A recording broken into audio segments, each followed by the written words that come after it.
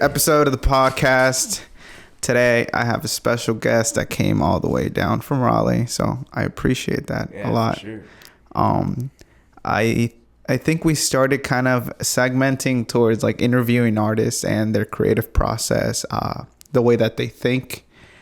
I feel like there is a lack of creativity, or some of us don't believe in our creativity enough sometimes, but hey, that is why we are interviewing artists and their view on what their creativity is, and just so that you can also see that everybody has that writer's block, artist block. So let me introduce you to Eddie Lowe, all the way from Dirty Mo. Yeah, Eddie Lowe from the Dirty Mo. Yeah. Where are you born, dude? Monterrey, Mexico. Yeah. Okay. So I was born there, and then moved to Texas when I was 11. So. What made you do that move? My parents were divorced, so my mom ended up moving to Reynosa, which is a town right across the border in Texas.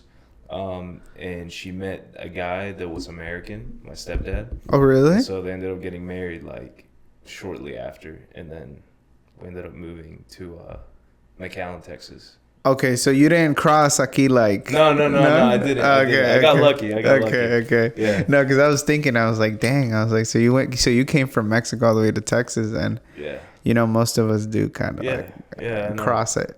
I know that's a common thing. No, I got lucky with that. I mean, I don't know. I don't think we had plans to do any of that, you know. And then she met my stepdad, and is Monterrey like a tourist? So he was a tourist? No. This was in Reynosa. So I lived in Monterrey, and then she got a job in Reynosa. So we moved there, lived there for like 2 years. Okay. And then she met him, and it was like 2006. Because I was 11. So how was like life in Texas then? Like, it was cool. It was honestly an easy transition. Because you know, most everybody I lived around, went to school with, was like in a border town. Everybody spoke Spanish. Like everybody was like bilingual. Well, most people were bilingual. Okay. Mostly Mexican people, so I could like relate to the other kids. Okay. It wasn't like a full-on culture shock. It was a culture shock in a lot of ways. Like school was very different. You know, just like the things people did were very different. I mean, I was used to like, you know, we go out to a like abandoned terreno and play soccer in the dirt. Yeah. And, like, you know, our goal was like rocks in Mexico. Like that's just what you did. And so like, I come here and everybody's like, yo, y'all trying to go play soccer? And we're walking to this like middle school, and it's like a nice field. And I'm just like, that's crazy. Yeah. That's crazy. Because in Mexico, like, well, I don't know where you kind of grew up, but it's like you just find tools to like make a game fun. Just make it happen. Yeah. So it's interesting how it works. Yeah. Because here you have like huge ass fields that people sometimes don't even want to play on. Right. And then you have people at another country, man, that would love to just step in. I remember like recess at school. We'd fill a big Gatorade bottle with rocks so that it would like float and not just like fly up when you kicked it. And we would play soccer with that. For real? Yeah. It floats? Yeah. Like when you put rocks in a Gatorade bottle and you kick it, it'll kind of like stay on the ground like you're passing the ball. Oh. So we'd use it as a ball because we didn't have a ball to play. Like it's crazy. And I get here and I'm in PE class and they're just like, here's all the balls, do whatever you want. I'm like, what? That's crazy. But it's easy to adapt. You get you get used to it fast, huh? Yeah, I mean, it was nice. I didn't speak English when I moved here, so that was a barrier. But I feel like my stepdad didn't speak Spanish, so at home I had to practice all the time. Okay. At school, I would like, you know, befriend people who only spoke English, and so like, trying to communicate at lunchtime or whatever, like I just had to learn quick. So it didn't take me too long to learn like conversational English, but it was definitely a couple years where I had to like just keep learning to be fluent, be able to go to class and like know what people are talking about, what my, you know, all that stuff. So how was When did you do the move here to North Carolina? My freshman year of high school. So I was 14. It was like October. Oh shit, okay. So it was like not middle of the year, but the year had just started.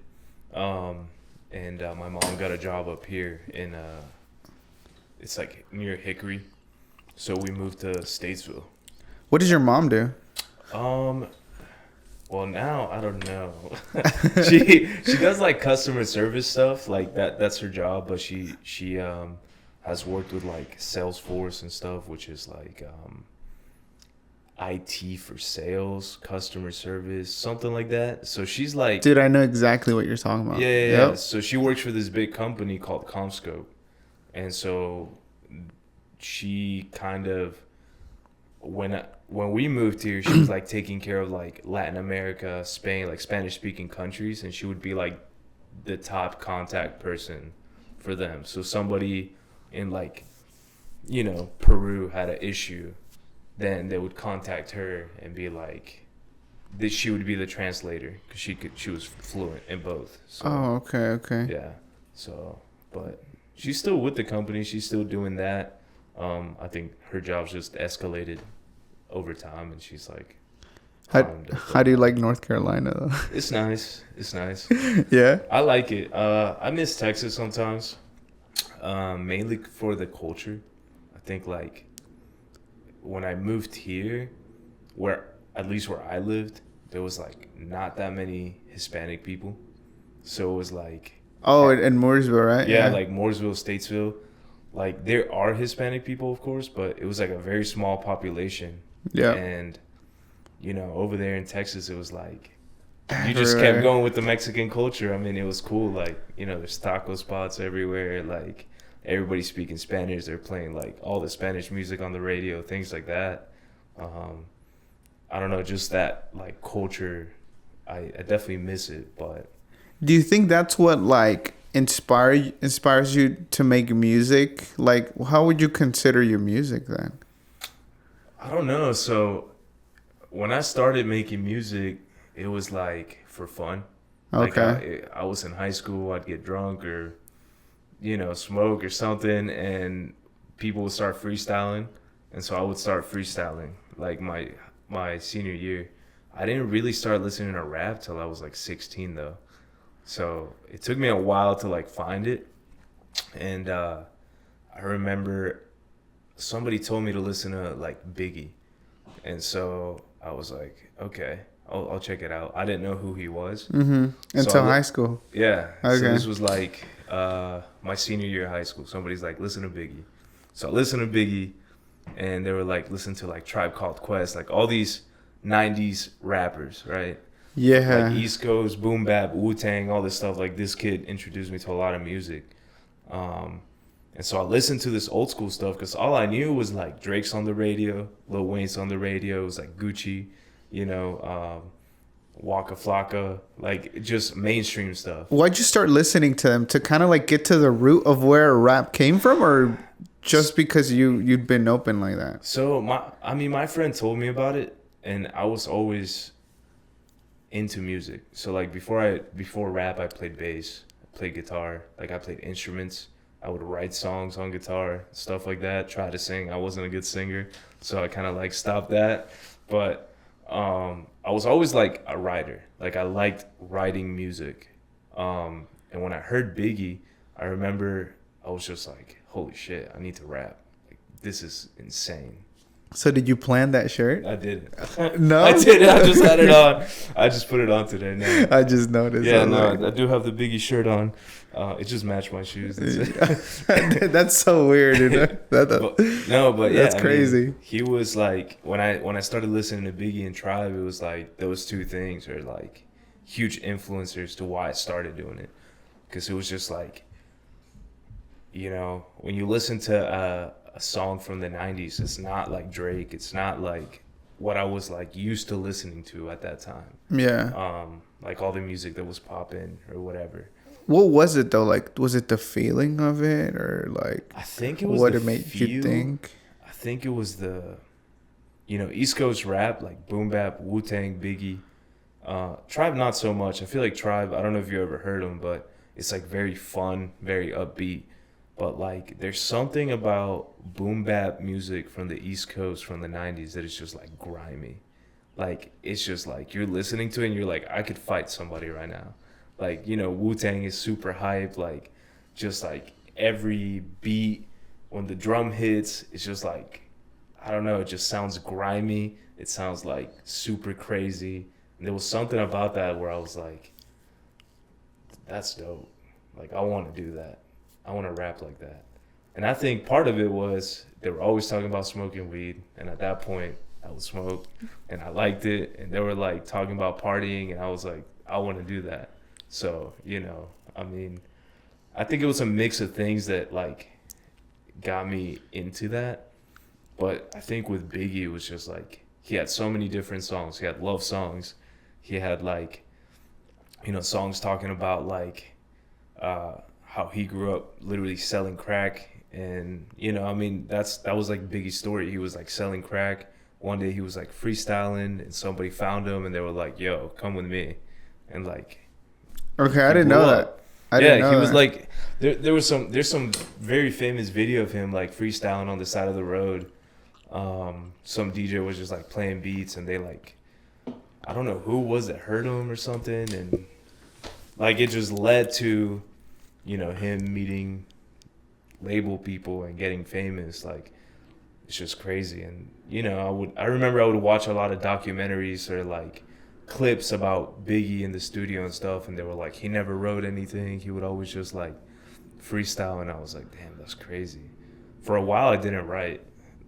Like when I started recording, I didn't write anything. What is the creative process like that you go through your head?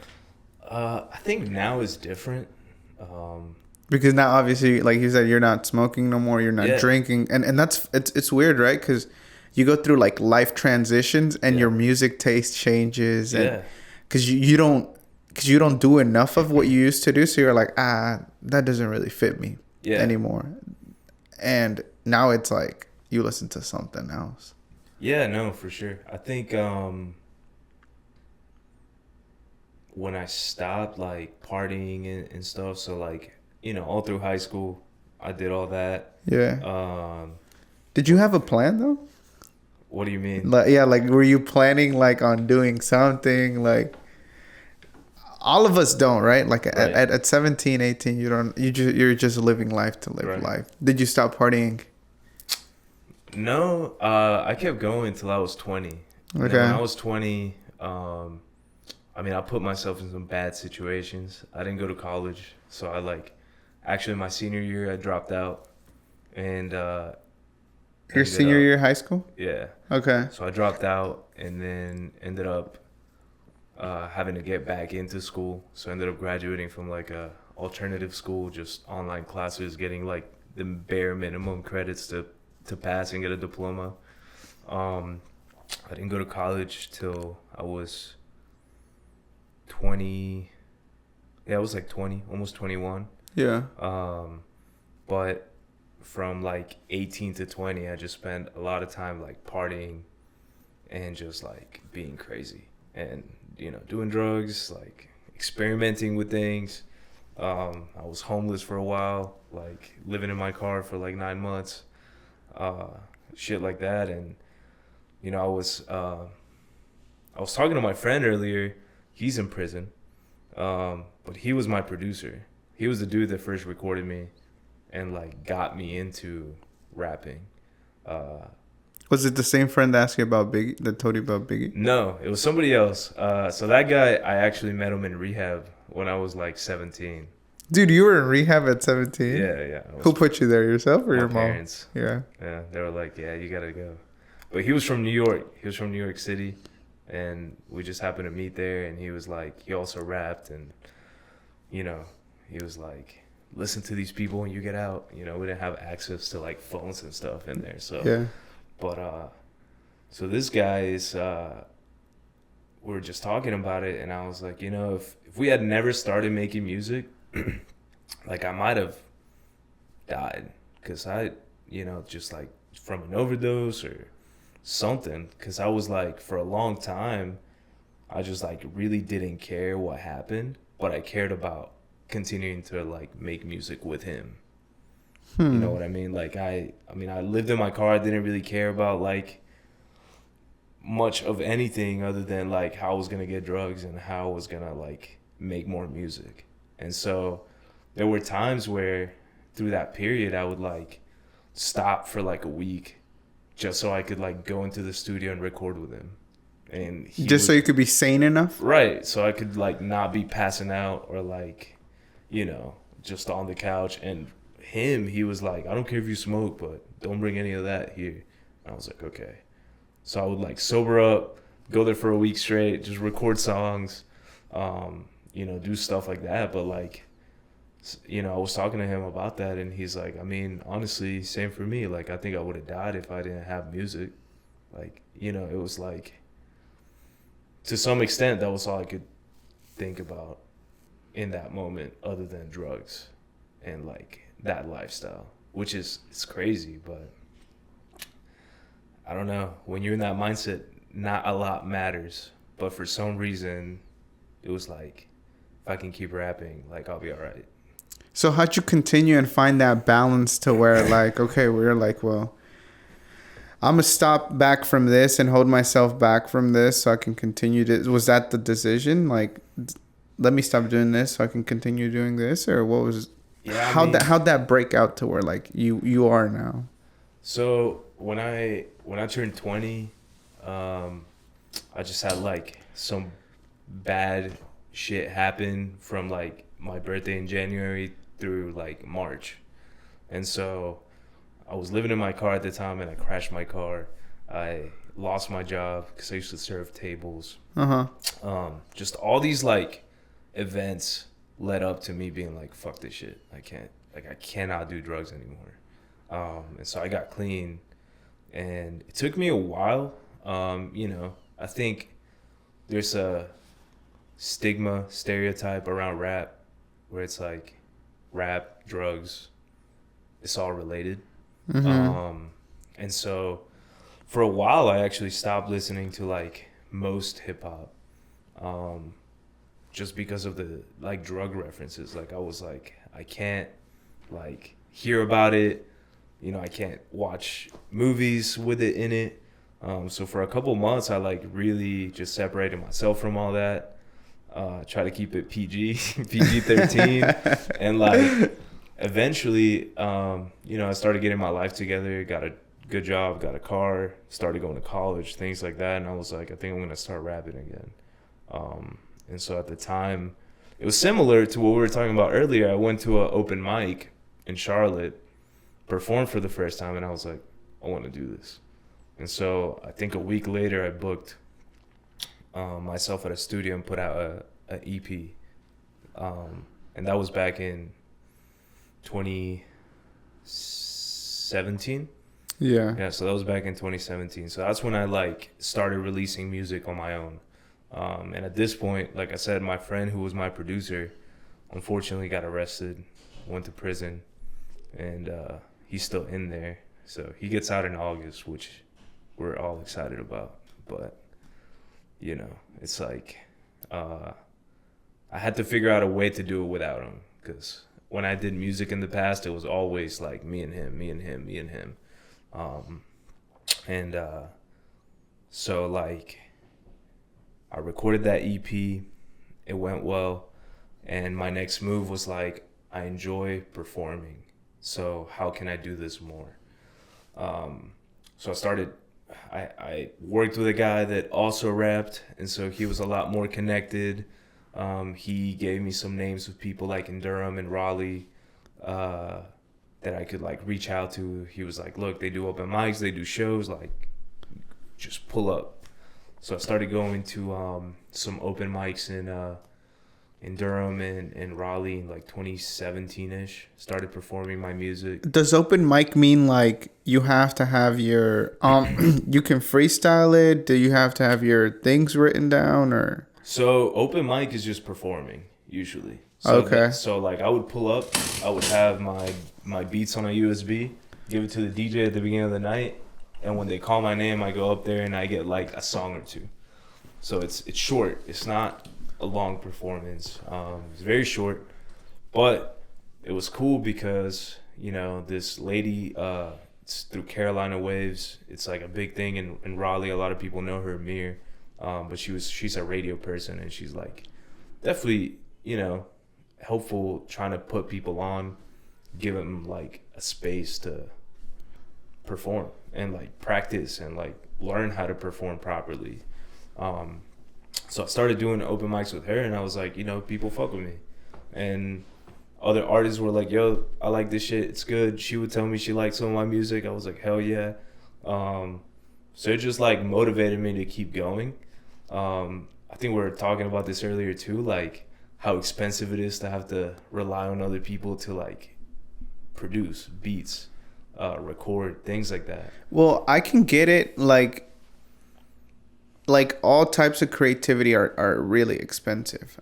It's like videography. I know it takes time. Yeah. It takes time. No, and you should charge, right? It's like 2 or 3 days of trying to do something good. If you're trying to put out something good, you could put out something crappy and it'll take 2 hours. Right? Yeah. But whenever you're like, I don't know, I feel like whenever I'm working on something, the creativity kicks into where I'm like, oh no, this could be like this, or then you get like another idea, and then it could be like this. Right. To where I'm not trying to reach maybe perfectionism, but I am trying to reach to where like, well, let me see where I can pull out creativity from, like the deepest parts of my mind. Because like sometimes I just get bored and look at the computer. I'm like, fuck, what can I do to make this better? Is it like that for music too, or? Yeah, for sure. And I think when I went to that studio to record back in 2017, Mm-hmm. I kept hearing my own music, and I was like, this could be better, this could be better, this could be better. And I was like, you know what? I'm going to invest money. I'm going to get a good mic. I'm going to get a new computer, buy the software. Like, I mean, I play instruments. I understand music. I like listen to so much music. I can produce, right? So, I watch some YouTube videos or whatever, and like YouTube is the god of everything. Dude. I know. I got a baseline off YouTube, and I was like, all right, I'm good. So I started producing my own stuff in like 2018. And it was mainly because I felt like when I go to the studio and I'm not in charge of everything going on, I feel like it took away from my product, right? Like I was like, if I'm doing it myself, then I can record it as many times as I want. There's no time limit. There's like, if I learn how to do it properly, like I'm good. And I think as an artist, you're like, man, no, I don't like the way that this person did it, because I would have done it this way. Yeah, and there wasn't, unfortunately, where I went, it wasn't a very collaborative effort. It was very like, this is your time limit. I'm going to record it for you. And like, if you want to stay for another hour, then you got to pay me this much more. And it was like, I was already like $500 deep to record, to mix, to master. And I was like, I can't spend $500 every time I want to record 5 songs. Like, that's a lot of money. Yeah, $2,500, and then you multiply that by 10 if you want to do that every month, and it's $25,000 right there. Right, like it was just a lot. So I think I spent $500 getting my initial setup of my studio. So I was like, I'm gonna save up, get this money that I would have spent at a studio to record 5 songs, to just get my own stuff. Yeah, at the end, it's an investment. You're kind of like, well, I have to go in it 100% and believe in myself. Yeah, and I think that's what it's about. It was like, at the end of the day, it was risky because it was up in the air whether or not I'd be good at it, right? Like, I'd never made a beat. I'd never like mixed a song or mastered something or like recorded vocals. I didn't know what to do. It was up in the air, like, is this going to work out? Am I going to be good at it? And if I'm not, then... Do you do things whenever, like, someone doesn't believe in you, or whenever someone says, like, oh, this is trash, or this is not good? Yeah, like in spite of? Yeah. Oh, What I love a challenge. for real? Yeah, for sure. I think like when somebody questions what I can do, it's like when I'm at my best. Like, because it's almost like, and it's not even, I think a lot of times I don't even care about like the other person, like their opinion. I don't care about the opinion. It's more so that I got challenged and then I challenged myself to do that stuff. And it's like, in a sense, it kind of helps me continue growing in general. Like, I don't think that's only with music. I think that's in my personal life too. Like, um, if somebody points something out about my character that I'm like, yeah, I don't like that, then it's almost like a personal challenge to like improve. You know what I mean? And it takes a mature person though to do that, because it's kind of like, well, maybe that person is right, so therefore I should grow. Is it like that? Um, in a sense, yeah. I mean, I don't know. I think when I stopped doing drugs, then I had to like be very introspective on like my character. Like, why do I want to continue to do this even though it's like obviously hurting myself and people around me? Like, it's not, you know, it's not a healthy lifestyle. It's not something that is helping my relationships. It's not something that's helping like my career, keep a job, like grow in general. So I think that made me be very introspective and Leaving that yeah, world. like stopping. And you know, I try to surround myself with people that challenge me too, like people that weren't doing drugs, that were challenging me in a positive way. Like I remember going to college, for example. To me, it seems like at the time I was like, I'll never do that. Like, there's no way I could get an education. You know, I'm not smart enough. I'm not this enough. And people around me were just like, no, you're capable. Like, go do it. Go try it. Like, don't just settle for minimum wage or, you know, something like that. Like, don't settle if you want to do it. Because I wanted to go to college. I just didn't think I was capable. And I think, like, from that point on, you know, I ended up going to CP, graduated, went to NC State, graduated, and I'm like applying for a master's program. Like, it's, you know, and at one point I was like, can I even handle community college? Why'd you think that? I don't know. You know, in high school I didn't do great, but I think a lot of it was I was high. I didn't care. I didn't show up to class. I didn't do much. I didn't really. It wasn't like I was sitting there trying really hard and not being good at it. It was like I just wouldn't try at all. So I think I would look at my experience going through high school and be like, there's no way I could ever go to college. Like, you know, it didn't click. And I mean, I'm not gonna say college is super easy. Like, it's challenging. When I was at NC State, like I definitely struggled in my career path, but I mean, I graduated, I got through it, and you know, it's like, again, it was something that like, not that somebody else told me I couldn't do, but I kept telling myself I couldn't do it, and like I just challenged myself to do it anyways. To kind of say like, oh yeah, I can do it. Yeah, yeah. Like I can do Just it. to be like, hey, you know, I did do all this that I thought I couldn't do. So yeah, I guess it's like a growing mindset overall. Like, it applies to music, but it applies to like my life outside of music as well. Yeah, because leaving that world, I mean, you just don't leave that world without anything. You leave it with a lot of lessons, Right. a Yeah, lot of trials, for sure. and you're like, well, if I went through that, then I can do a lot more things too. Then, Yeah. because you said at one point you didn't even believe you could go to school, Right. but now you're applying to a master's program, so it's like two different people. Right. Right. No, I know. I feel like a lot of times I feel like I live two different lives. Like, I mean, I'm 28, but I feel like I live two completely different lives, like 20 and before and 20 and after that.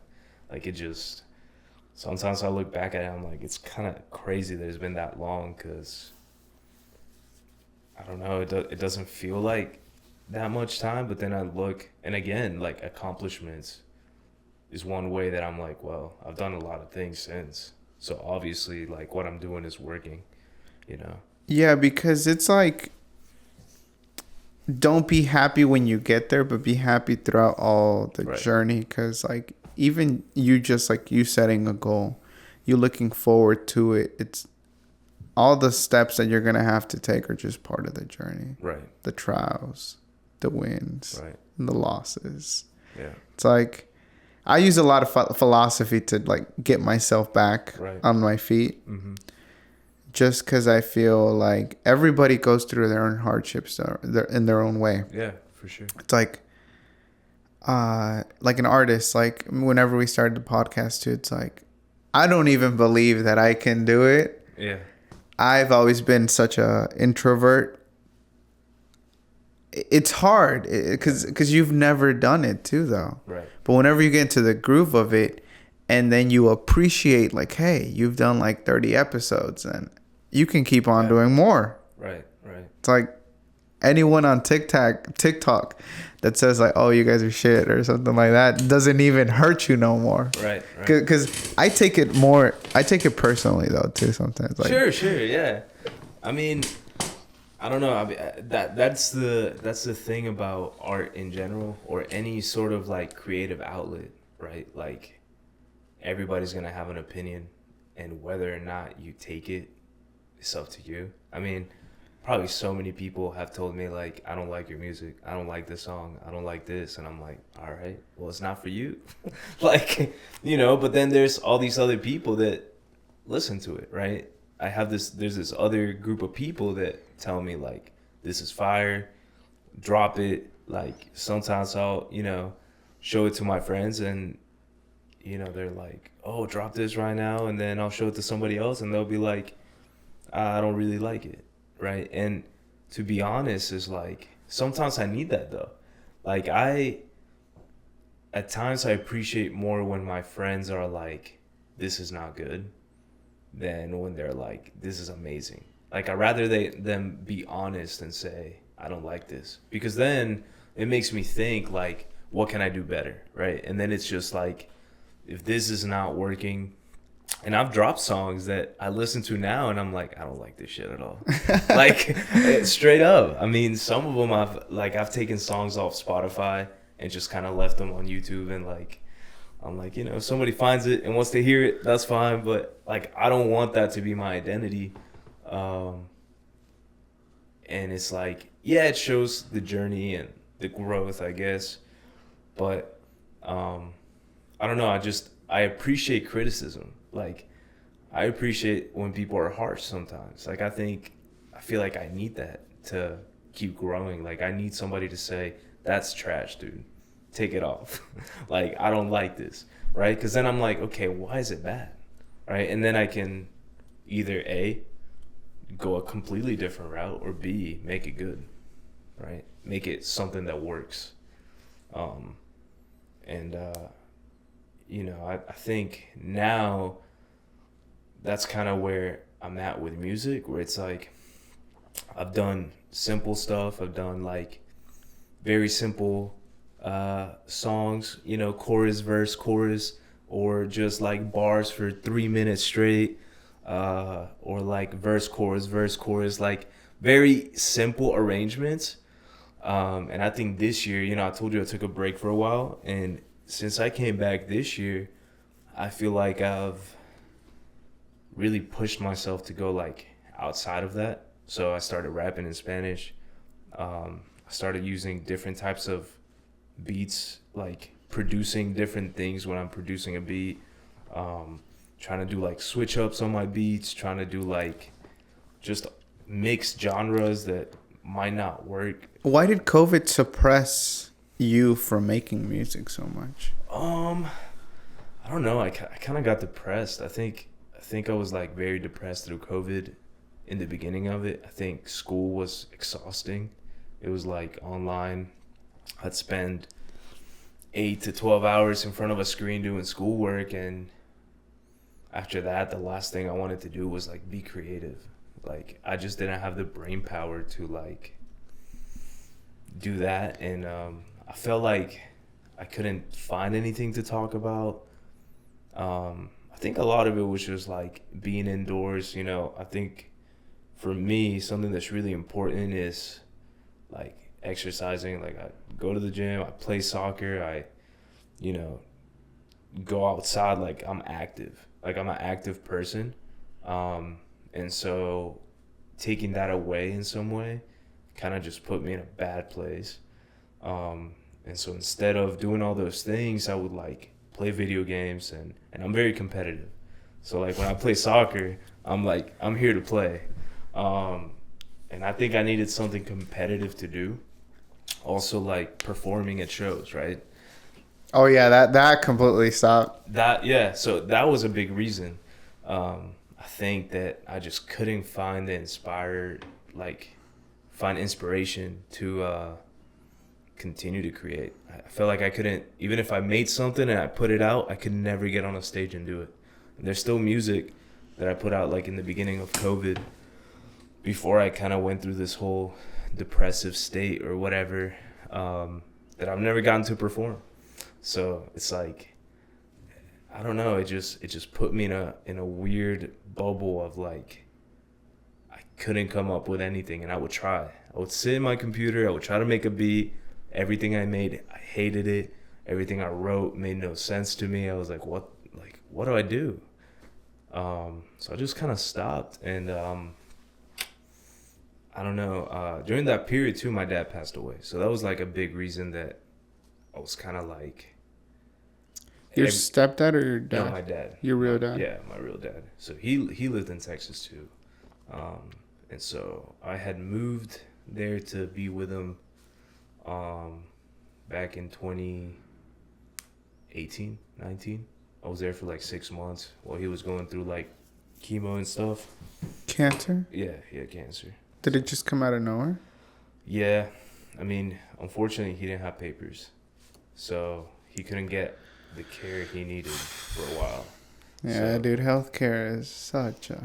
It was a bitch, yeah. And so by the time it got bad enough that he was like, well, I need to go see a doctor regardless of insurance, it was like stage 4, fucking just, yeah. Did they tell him why it grew? Well, he smoked a lot. Like, he smoked cigs for, 40 years. Or so it was lung cancer? Yeah, it was lung cancer. Oh, shit. So it was just like, I don't know. That's something that, like, well, it's like you don't want to attract it, like, right? You right. like, you try to, like, not attract it, like, and think unhealthy thoughts either. But it's like cancer is one of those prevalent things to where, like, yeah, it just attacks you and comes from nowhere. Yeah. No, and he was healthy. Like, he didn't have any other issues medically. It was just that. And so, it was very random. I mean, our family, like, luckily, on his side of the family, there's not, like, a history of cancer. There's not, like, a history of heart problems or stuff like that. I mean, so, unfortunately, it was just like... Then that also stalled you, really, for a long time. Yeah, I mean, that was probably the thing that, like, put me on a complete hold. Because I think before then, I was still trying. Yeah. Even if it wasn't working, I would try. And when that happened, I just kind of, like, got in a hole and just stayed in my hole. And it was tough to get out of that, for sure. How'd you do it? Get out? Or how do you... I mean, for the... How can I say it without saying it in a bad way? It's like... Sometimes our parents are here and we don't appreciate them enough. Right. How do you get past that? Or how do you grow from it? Because you never really lose that. Yeah. But you grow from it. Yeah, I mean, I think with him, there was a lot, like, we're very similar people, right? Me and my dad, we have, like, the same sense of humor. Yeah. Like, he was so funny. He was always making jokes. He never wanted people to, like, feel sorry for him.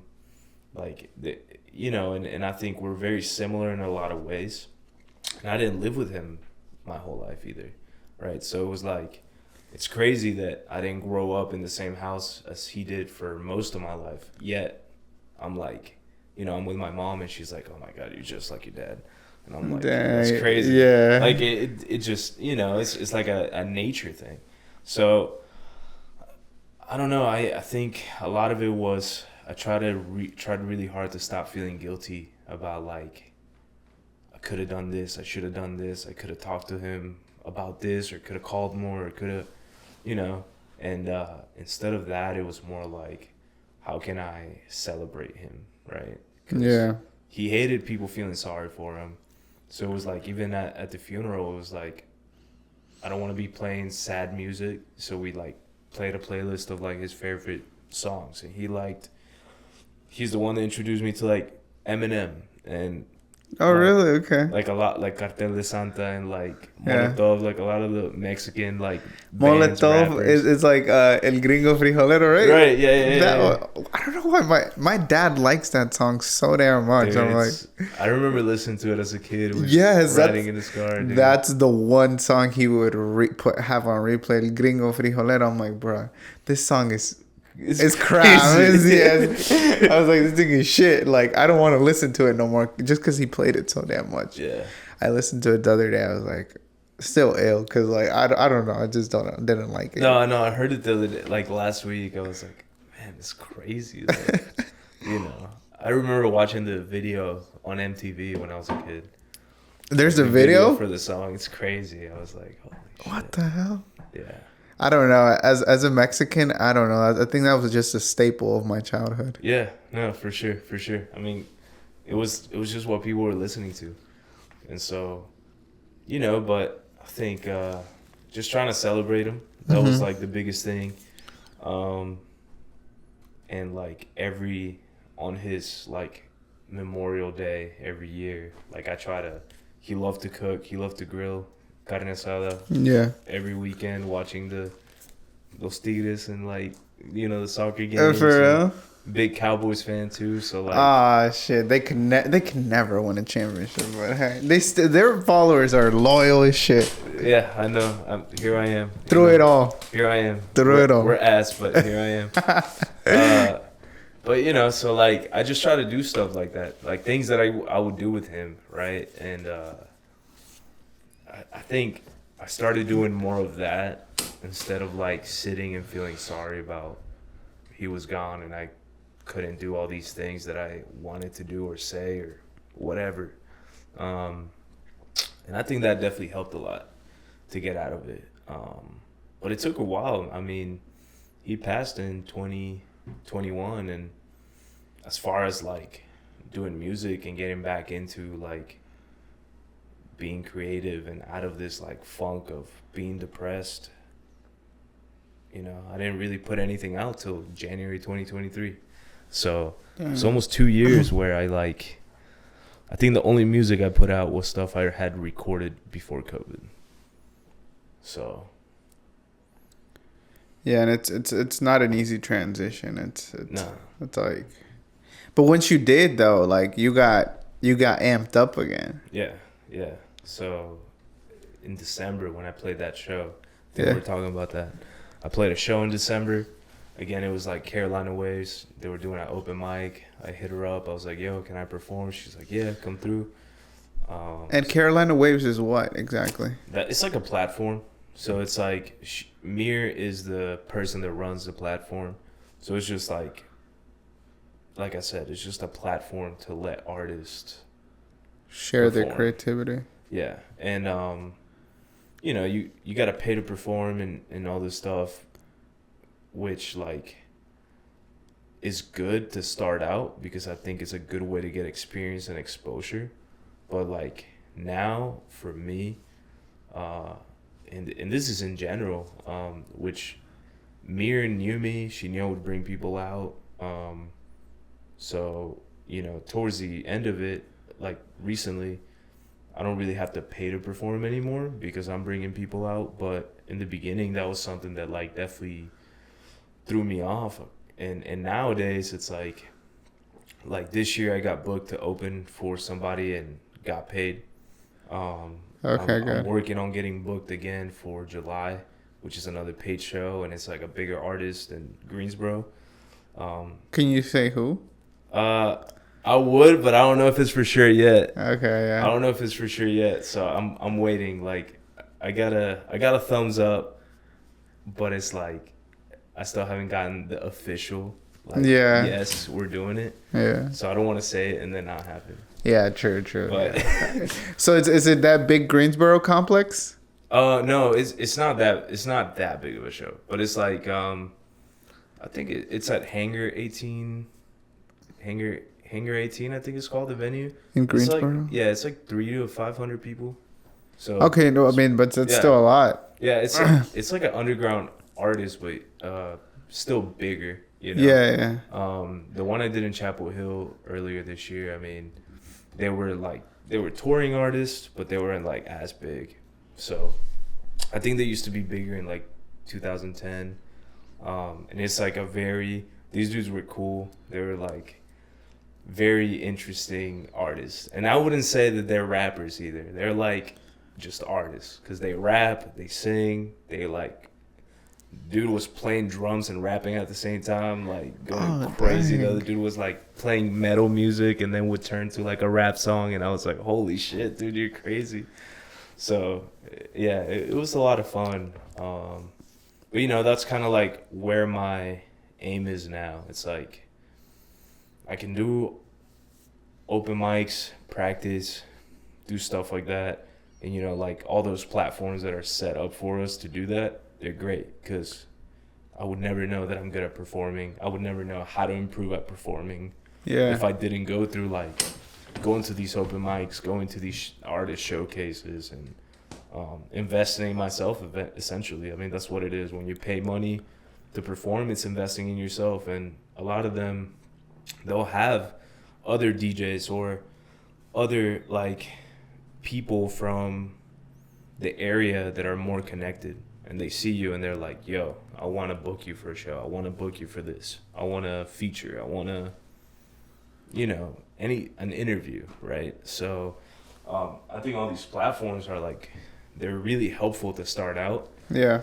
But now it's like, every time I do a show since December, I get 20, 30 plus people out by myself.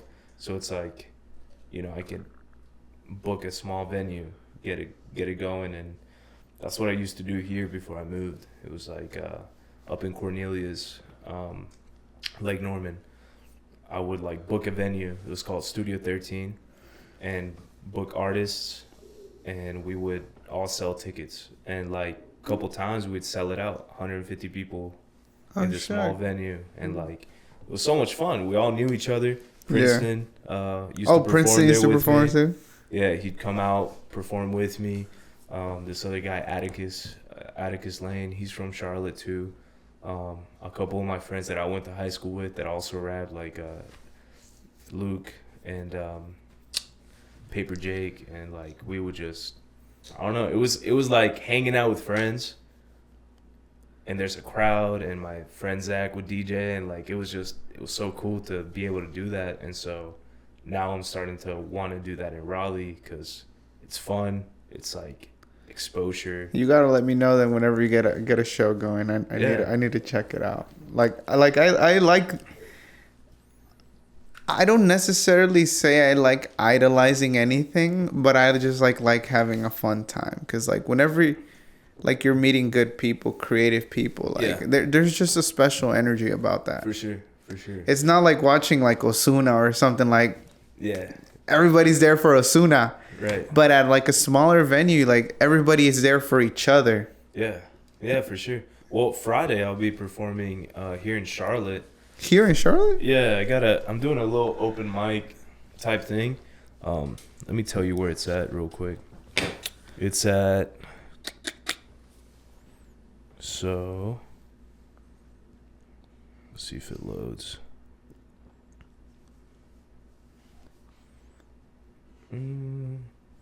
It's at Crown Station. Crown Station. No idea where the North Davidson Road. Oh no, dude! I don't even know where that is. You send me the address and I'll pull up. Though. I'll send you the flyer. But Yeah, so they're doing like her name's Reese Raps, I think. She like started this event series, kind of like Carolina Waves, similar, like a platform.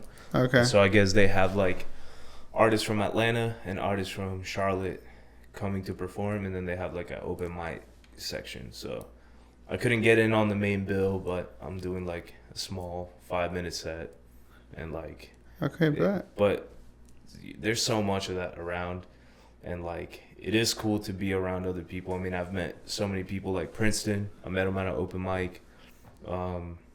Atticus, I met him at an open mic, and these are all people I've done music with. Like, you know, Princeton used to come over to my house and record all the time, and like, it's just, I don't know. There's something about working with people that makes it really fun, and it's like, I don't know. I was talking to another friend too about music. It's like your engineer is your engineer just because he knows you, or he's like, or he'll even surprise you. Like, look, I got this shit for you. Like, this is especially for you. Like, hop on and you feel it. You're like, oh shit, I am feeling that. Yeah, no, it's like the collaborative effort of putting a song together, and that's something recently I've been trying to do more of. Like, I have friends that play guitar, play bass. Yeah. Saxophone, like all this stuff, and I've had them come to my house to record like live instruments, to put in my beats, and like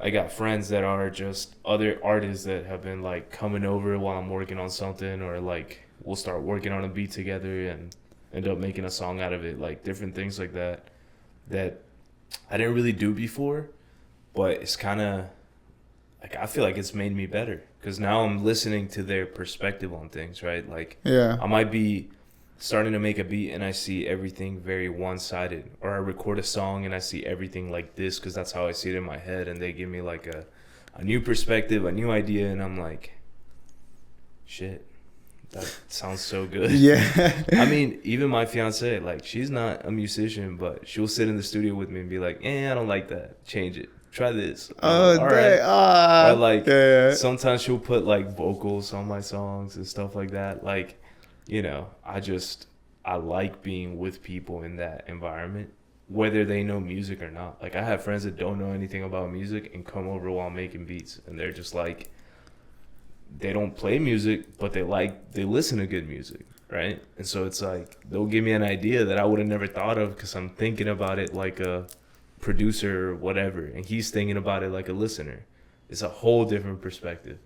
And I'm like, man, you gotta start a battle rap group, dude. I told you, I'm just so eager to battle rap. Like, just even if I suck, I'd just be like, I don't know. I like throwing words, like just like things that are like in my mind, like I don't know, about my day or like shit like that. Like, I don't know. I'm telling you, a battle rap group would be fun as shit. Like on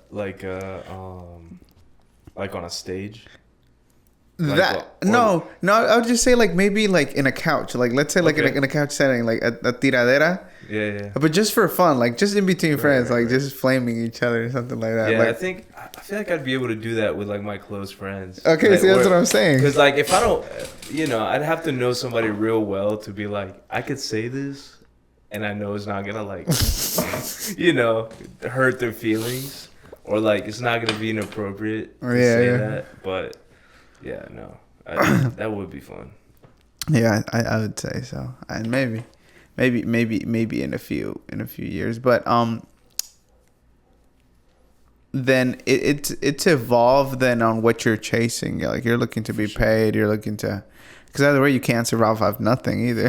For sure. Yeah, and I mean, I feel like I'm at a point in my life now, I'm close to 30, I'm getting married, and it's like, whatever I decide to do, I need to make it a career in some way.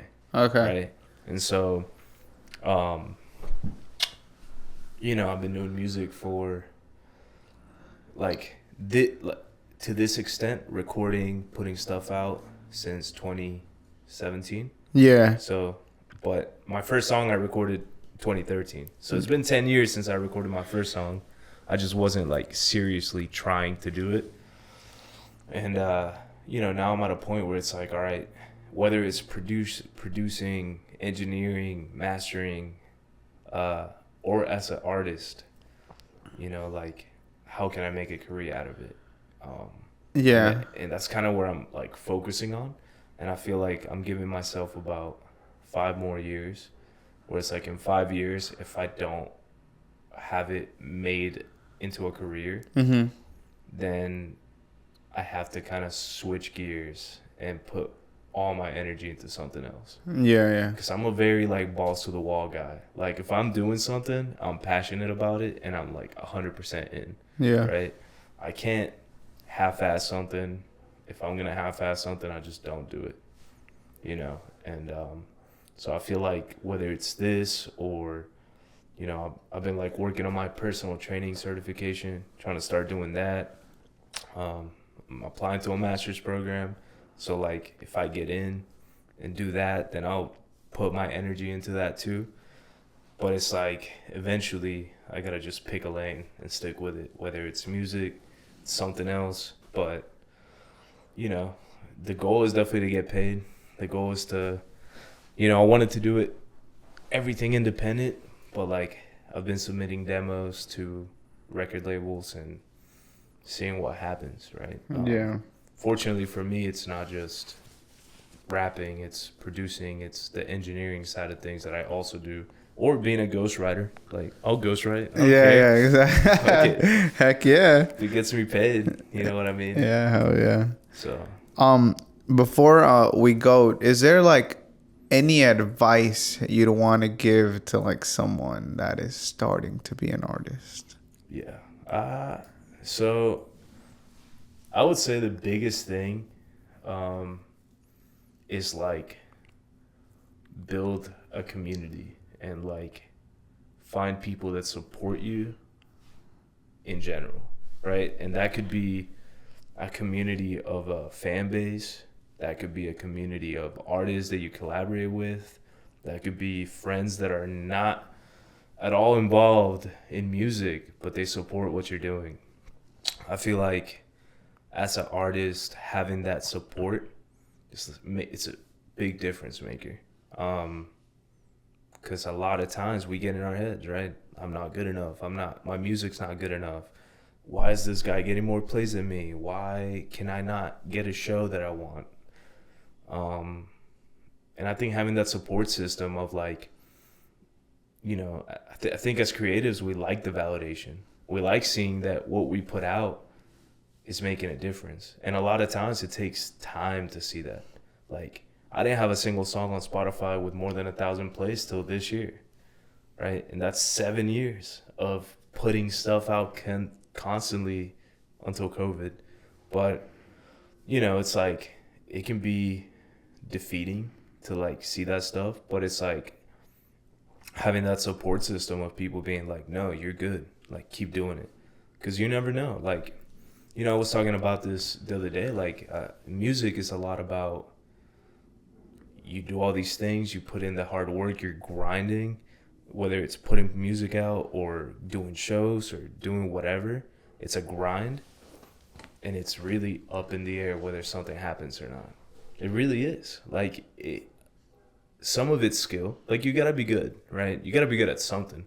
Singing, rapping, instruments. But the important part is that, like, no matter whether you're good at it, that some of it is also luck. Yeah, it is. It might be, but hey, like I'm telling you, like I think as soon as you keep on chasing that passion and keep on having that drive, do it as long as you feel like you have to. Yeah. Because you just, like you said, you just never know. Yeah. And Eddie, I appreciate you coming on the pod, man, sharing your stories, sharing your experiences for sure. Because like as an artist, I know it's an uphill battle. Yeah. For sure. But everybody, you want to share your new EP too? Like this dropping on Sunday though, but still, either way, I think. Yeah. So I dropped a song today, which is Wednesday, the 31st. Yeah. It's called Oh Shit. So it's on all streaming platforms. It's a cool song. Hopefully you guys listen to it, enjoy it. What's your Instagram? It's Eddie Low, ITSEDDIELO. So, guys, follow me. I got all my music there, videos, everything. Okay. Hey, Eddie, I appreciate you coming on the podcast. Appreciate and hey, you, guys, if you stayed on the podcast this long, I appreciate you guys. I love every single one of my 139 subscribers. Hell yeah. Comment, like, subscribe, and hey, check us out on the next one. See you guys in the next one. Eddie, thank you Appreciate again it, for man. coming. And Thank you. Thanks for having me.